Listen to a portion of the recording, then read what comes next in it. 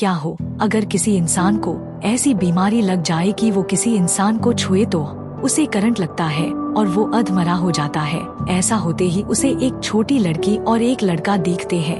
दोनों बहुत दर्द में है और उस इंसान से मदद की फुहार लगा रहे हैं। इस बीमारी का इलाज सिर्फ पहाड़ पर उगने वाले मशरूम से ही ठीक होगा। क्या वो उन दोनों को बचा पाएगा और साथ ही इस बीमारी को ठीक कर पाएगा? और ये बीमारी उसे होने की वजह क्या है, जानेंगे इस वीडियो में।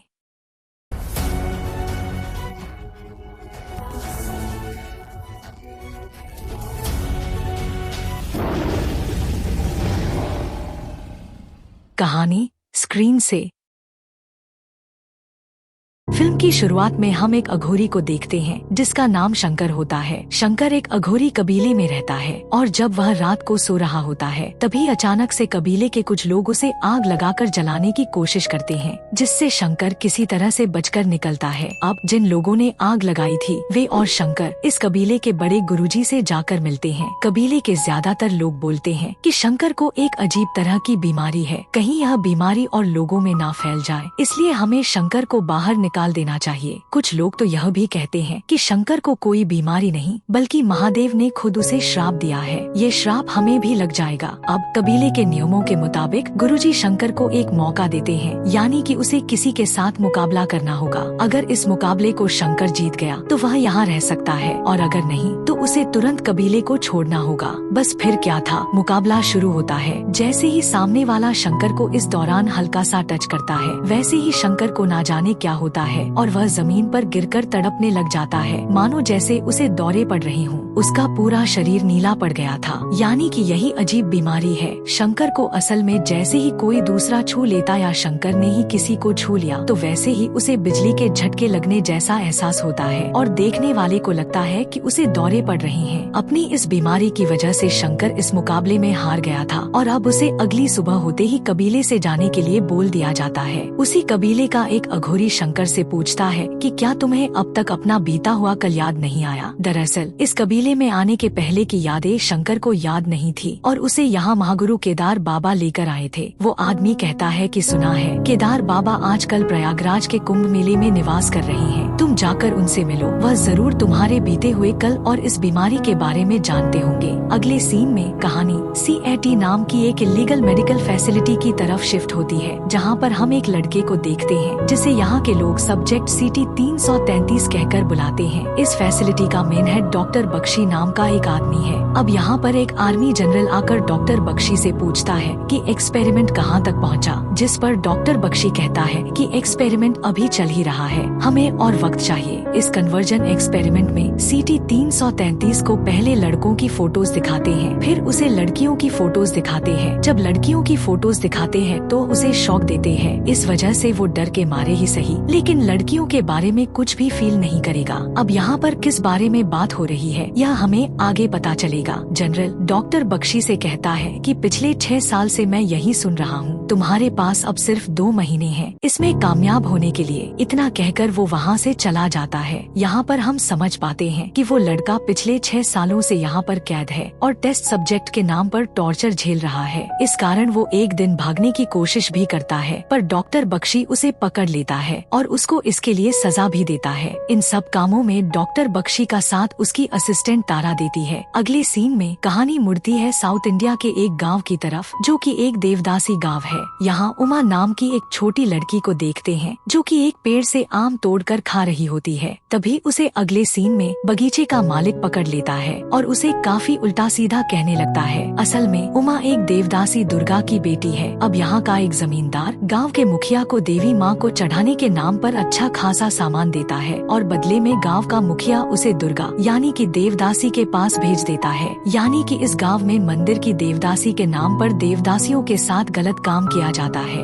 जमींदार दुर्गा के साथ गलत काम करने वाला होता है। तभी अचानक से दुर्गा बेहोश हो जाती है। तुरंत ही डॉक्टर को बुलाया जाता है। डॉक्टर मुखिया से कहता है कि मैंने कितनी बार आपको बताया है कि दुर्गा कुछ ही दिनों में मरने वाली है, इसे अब आप देवदासी के पद से हटा दीजिए। फिर कुछ पूजा पाठ करने के बाद दुर्गा को देवदासी के पद से हटा दिया जाता है। उमा दुर्गा की बड़ी बहन के घर रहती है, जो कि उमा से घर का सारा काम करवाती थी, उसे मारती पीटती थी और यहाँ तक कि उसको स्कूल तक नहीं भेजती थी। ये पूरी कहानी इन्हीं 3 कैरेक्टर शंकर, उमा और सिटी 333 के इर्द गिर्द घूमेगी। इन तीनों का आपस में क्या रिश्ता है ये हमें आखिरी में पता चलेगा। शंकर प्रयागराज आ जाता है, जहाँ पर कुंभ मेले की भीड़ से वो खुद को किसी तरह से छूने से बचाते हुए केदार बाबा का पता करने लगता है, पर उसे कुछ भी पता नहीं लगता। फिर एक दीवार पर चिपके एक पोस्टर के जरिए उसे केदार बाबा का पता मिलता है, तो वह तुरंत उस एड्रेस पर पहुँच जाता है। वहाँ एक टेंट में जाने पर उसे केदार बाबा तो नहीं मिलते, लेकिन उनके एक शिष्य मिल जाते हैं, जो कि शंकर को बताते हैं कि केदार बाबा तो 2 साल पहले ही गुजर चुके हैं, तुम्हें उनसे क्या काम था बताओ। केदार बाबा की मौत के बारे में सुनते ही शंकर उदास होकर जाने लगता है, जिससे वह शिष्य आवाज देते हुए पूछता है कि कहीं तुम शंकर तो नहीं हो। अपना नाम सुनकर शंकर वापस लौटता है और वह बताता है कि केदार बाबा अक्सर तुम्हारे बारे में जिक्र करते थे, उन्होंने मुझे तुम्हारी बीमारी के बारे में भी बताया था, तुम उसी का इलाज पता करने के लिए केदार बाबा को ढूंढते हुए यहाँ आए हो ना। आगे वह बताते हैं कि गुरुजी तुम्हें खुद इस बारे में बताने वाले थे। जानते हो, हिमालय के द्रोणगिरी पर्वत में मौजूद एक गुफा के अंदर हर 36 साल में ऐसे मशरूम उगते हैं, जो कि 36 साल में सिर्फ एक ही बार चमकते हैं। इन मशरूम के चमकने के दौरान अगर कोई इंसान उसे खा लेता है तो उसकी हर समस्या दूर हो जाती है। इन मशरूम को मालीपात्रा कहा जाता है और उन तक तुम्हें अगले 15 दिनों में पहुँचना होगा, नहीं तो फिर तुम्हें और 36 साल इंतजार करना होगा। फिर वो शंकर को उस जगह पहुँचने का एक नक्शा देते हैं। तभी अचानक से शंकर को सिटी 333 की कुछ झलक दिखती है, जो कि शंकर से मदद मांग रहा था। तब सीन उसी की तरफ जाता है, जहाँ पर सिटी 333 के सेल में एक नया आदमी आता है, जो कि यहाँ की सारी चीजें यानी कि दीवार और जमीन वगैरह छूकर देखता है और कहता है कि मैं यहाँ से एक सुरंग बनाकर आराम से निकल जाऊंगा। यह सुनते ही सिटी 333 इस नए आदमी से कहता है कि मुझे भी अपने साथ ले चलिए, ये लोग मुझे पिछले 6 सालों से टॉर्चर करते जा रहे हैं, अगर आप मुझे नहीं ले गए तो अपनी जान देने के अलावा मेरे पास कोई और चारा नहीं बचेगा।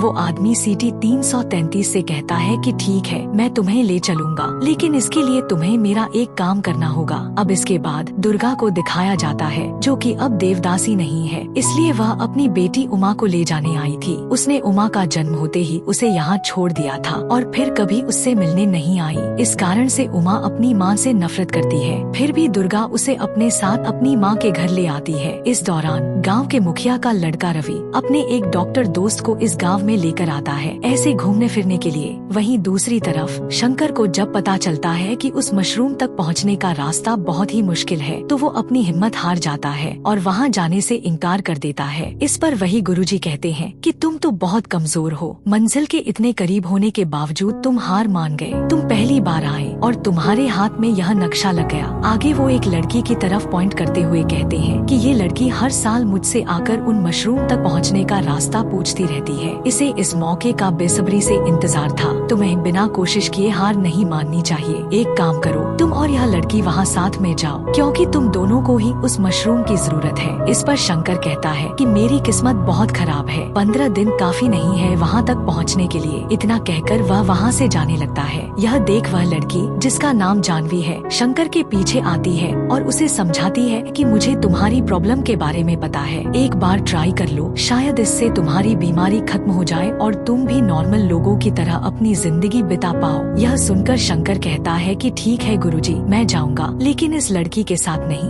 बल्कि अकेला। अगली सुबह जब शंकर यहाँ से निकलने वाला था, तो वहाँ जानवी भी आ जाती है, क्योंकि वह भी शंकर के साथ जाना चाहती थी। गुरुजी उसे देखकर कहते हैं कि तुम्हारी यह जिद और लगन देखकर अच्छा लगा। इस पर जानवी कहती है कि हमारे अतीत में जो कुछ भी हुआ है वह तो बीत चुका है, लेकिन उस अतीत को बेहतर करने की हमें कोशिश करते रहनी चाहिए। उसकी बात सुनकर गुरुजी शंकर से कहते हैं कि तुम दोनों साथ में जाओ, शायद भगवान भी यही चाहते हैं। फिर कहानी सिटी 333 पर आती है, जो कि उस आदमी के कहने पर लैबोरेटरी रूम से सर्जिकल टूल्स चुराने आया था, जिससे सुरंग खोदी जा सके। वह जैसे सर्जिकल टूल्स लेता है, वहाँ डॉक्टर बख्शी एक लड़के के साथ आ जाता है, जिसे देख सिटी 333 वहीं छुप जाता है। तब वह देखता है कि डॉक्टर बख्शी उस लड़के का सर खोलकर उसके दिमाग के अलग अलग हिस्से को छूने लगता है, जिससे उस लड़के के इमोशंस एक एक करके बदलने लगे हैं। यानी कि सच में बख्शी के एक्सपेरिमेंट्स बहुत ही खतरनाक होते हैं। यह सब देख सिटी काफी ज्यादा डरा हुआ था, लेकिन वह सर्जिकल टूल्स लाकर उस सेल वाले आदमी को दे देता है। इधर दुर्गा अपनी बेटी के पास जाने की कोशिश करती है, लेकिन उमा उससे चिढ़कर दूर चली जाती है, क्योंकि उसे अपनी माँ पर काफी ज्यादा गुस्सा था। फिर एक दिन उमा की नानी उसे बताती है कि जब तू दुर्गा के पेट में थी तब कई ज्योतिषियों ने यह कहा था कि तेरा बच्चा मर जाएगा। फिर दुर्गा ने तुझे पैदा करने का फैसला किया और देवी माँ से मन्नत मांगी कि अगर तू सही सलामत पैदा हो तो वह अपना पूरा जीवन उनकी देवदासी बनकर रहेगी। अब जब तू सही सलामत पैदा हो गई तो उस मन्नत को पूरा करने के लिए दुर्गा ने तुझे छोड़ दिया और यहाँ के मंदिर में देवदासी बन गई। तब अपनी माँ के बारे में सब जानकर उमा अपनी माँ को माफ कर देती है और उसके साथ प्यार से रहने लग जाती है। इस ओर शंकर को दिखाया जाता है जो कि जानवी के साथ अपनी यात्रा को जारी रख रहा था। इसी दौरान इन्हें वहाँ की अथॉरिटी आगे जाने से रोकती है क्योंकि वहाँ का मौसम बहुत ही ज्यादा खराब था, लेकिन इन दोनों ने आगे बढ़ने का फैसला कर लिया था। इसलिए रात के समय फेंसिंग को पार करके दोनों आगे बढ़ जाते हैं। इस तरफ पहली बार उमा ने दुर्गा को माँ कहकर बुलाया था, जो सुनकर दुर्गा बहुत खुश होती है। फिर उमा दुर्गा के पैरों पर सर रख लेती है और दुर्गा उसके सर पर प्यार से हाथ फेरने लगती है।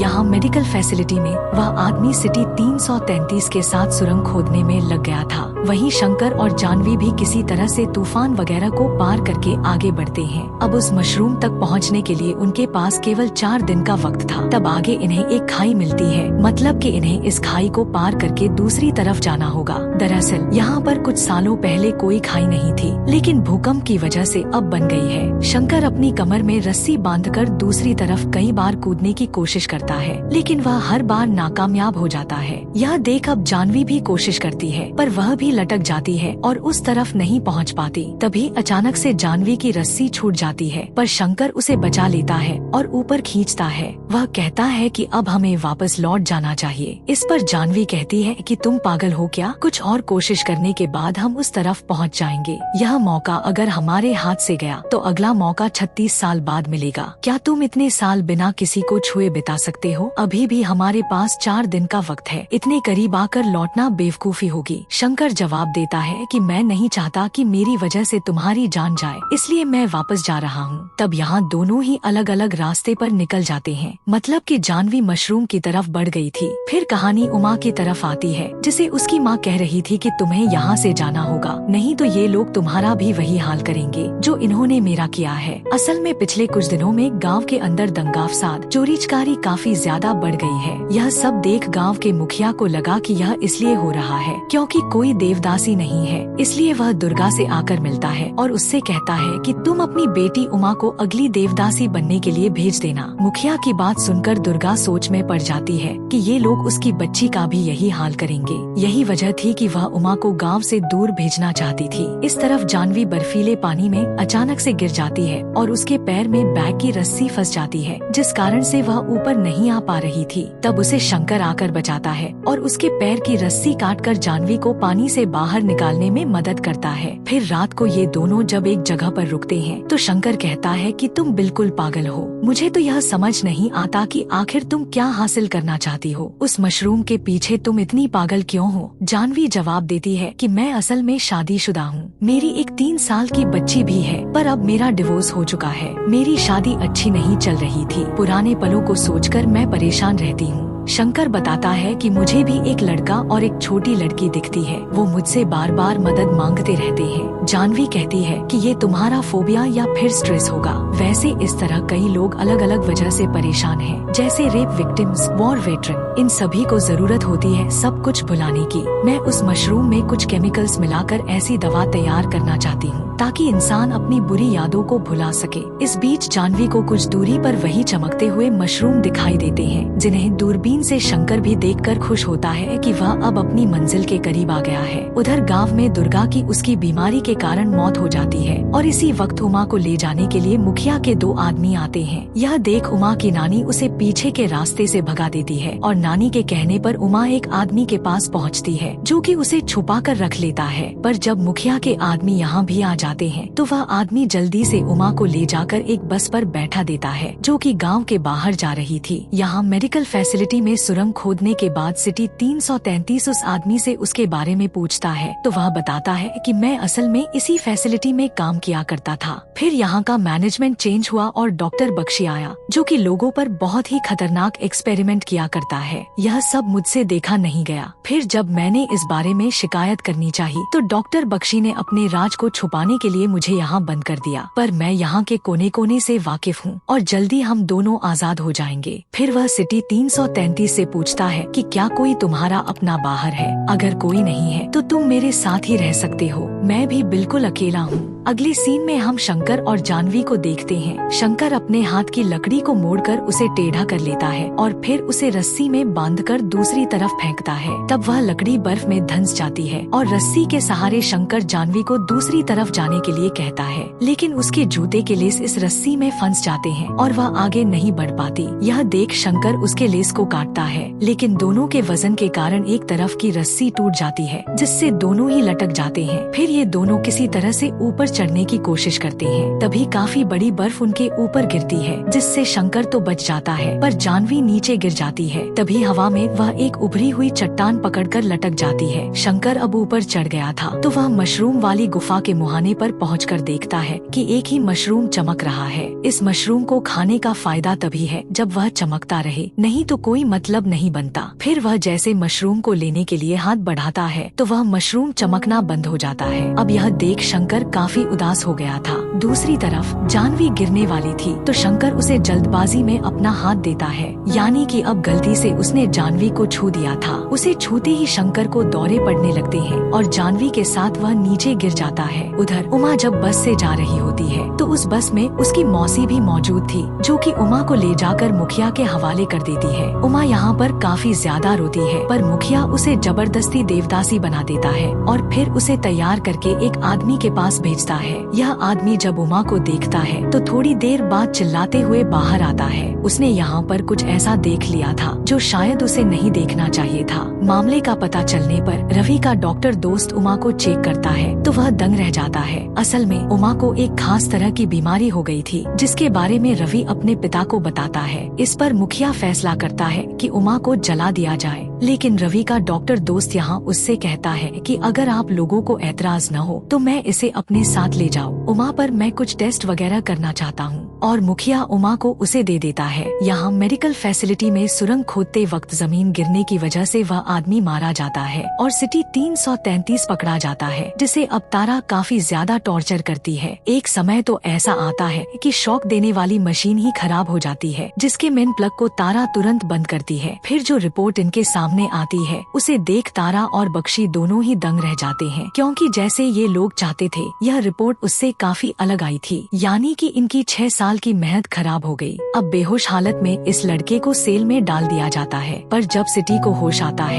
तो वह यहाँ से भागने का फैसला कर लेता है। फिर वह चुपके से एक फ्रीजर टैंक में छिप जाता है, पर यहाँ वह जमने लगता है। वहीं शंकर की आंखें एक जगह पर खुलती हैं, जहाँ उसे किसी मोंग ने बचा लिया था। शंकर उठते ही जानवी के बारे में पूछता है, लेकिन मोंग कहते हैं कि अगर तुम्हारे साथ कोई था तो वह शायद मर गया है, क्योंकि हमें तुम अकेले ही मिले हो। हालांकि जानवी अभी जिंदा थी, वह एक पहाड़ी पर बेहोश पड़ी हुई थी। अब शंकर को सिटी 333 और उमा इस बार साथ में दिखते हैं, जो कि उससे मदद की गुहार लगा रहे थे। इस बारे में शंकर मोंग से बताता है तो वे बोलते हैं कि अगर किसी को तुम्हारी मदद की जरूरत है तो तुम्हें मदद करनी चाहिए। अब यहाँ शंकर अपनी मदद तो नहीं कर पाया था, पर वह उमा और सिटी 333 को ढूंढकर उनकी मदद करने के लिए निकल जाता है। पर आगे जाकर उसे एक तूफान का सामना करना पड़ता है, जिससे बचने के लिए शंकर एक गुफा में छिप जाता है। पर यह गुफा शायद एक शेर की थी, इसलिए अगले पल वह शेर शंकर पर हमला कर देता है। तभी सीन कट होकर मेडिकल फैसिलिटी की तरफ मुड़ता है और हम देखते हैं कि जो डॉक्टर उमा को लाया था वह उमा को मेडिकल फैसिलिटी वालों को बेच देता है,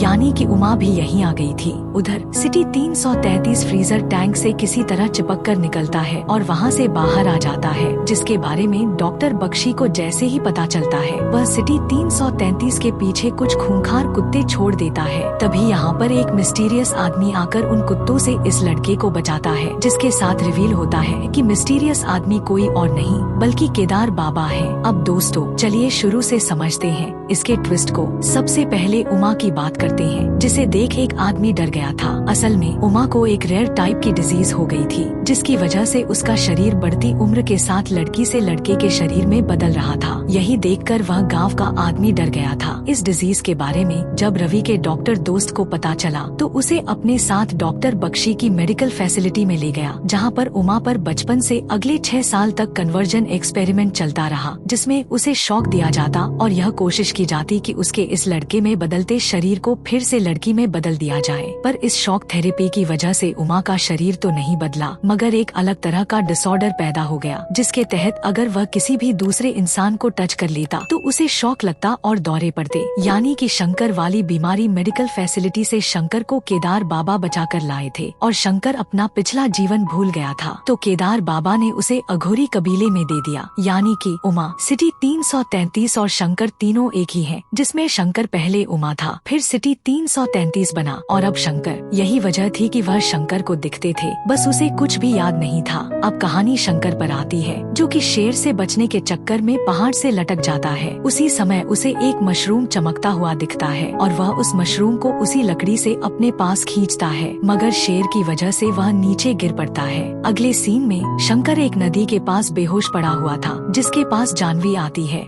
यानी कि शंकर को इस बार जानवी ने बचाया था। यहाँ हुआ ये था कि गिरने से पहले शंकर वह मशरूम खा चुका था, जिस कारण वह जब इस बार जानवी को छूता है तो उसे कुछ भी नहीं होता। यहाँ वह अपने बचपन की तरह खुशी के मारे जानवी की गोद में ठीक वैसे ही लेटता है जैसे कि बचपन में अपनी माँ की गोद में लेटा करता था। फिर वह दुर्गा को याद करते हुए जानवी से कहता है कि मेरे सर पर हाथ फेरो ना। इसी के साथ यह मूवी यहीं पर एंड होती है। दोस्तों, इस मूवी का नाम है गामी और ये मूवी Amazon प्राइम पर अवेलेबल है। IMDb पर इसे 6.4 आउट ऑफ 10 रेटिंग दी गई है। इस फिल्म को विद्याधर कगीता इन्होंने डायरेक्ट और स्टोरी राइटिंग किया है और इसके लीड रोल में हमें विश्वक सेन जो की शंकर, मोहम्मद समद जो की सिटी 333, हरिका पेद्दा जो की उमा और चांदनी चौधरी एज जानवी दिखते हैं। दोस्तों, यह मूवी बहुत ही अलग है। फिल्म देखते समय हमें ऐसा महसूस होता है कि प्रेजेंट टाइम में इन तीनों की लाइफ चल रही है, लेकिन वास्तविक में हम एक ही समय पर उमा का फ्यूचर, सिटी 333 का पास्ट और फ्यूचर और शंकर का पास्ट और प्रेजेंट देख रहे होते हैं। इस टाइमलाइन के खेल को डायरेक्टर विद्याधर कगीता इन्होंने काफी अच्छी तरीके से हमें दिखाया गया है। आपको यह मूवी कैसी लगी हमें कमेंट में जरूर बताना। इस वीडियो को लाइक और अपने दोस्तों में शेयर करना, साथ ही में हमारे चैनल को सब्सक्राइब करना और अगला एक्सप्लेनेशन आपको कौन सी मूवी पर देखना है वह भी कमेंट कीजिएगा। बाकी मिलते हैं नेक्स्ट वीडियो में। Take care.